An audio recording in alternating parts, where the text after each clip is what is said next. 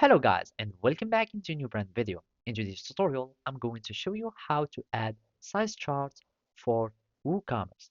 So make sure to watch the video to the end and follow these simple steps. So first, make sure that you are in your dashboard or just your admin panel in WordPress, since I'm using WooCommerce in a WordPress site. So now we will need to start adding some extensions or plugins.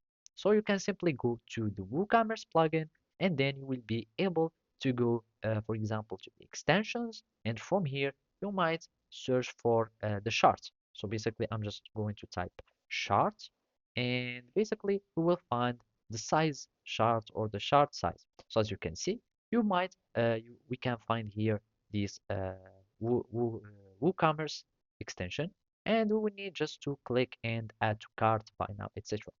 So we can simply also to go to the plugins and then acquire it. And simply, I'm just going to add new plugin and I'm just going to type size charts and I'm going to search for the plugin for our WooCommerce. So I'm just going to type like this.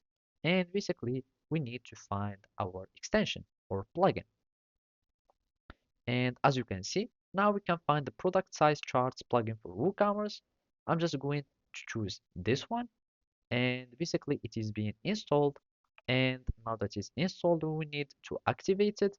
And here we are just going to activate the plugin and basically it will be enabled via uh, WordPress. So here I'm just going to click on continue. You can see the quick tour, etc., and click now. We are done, and now we have our plugin there.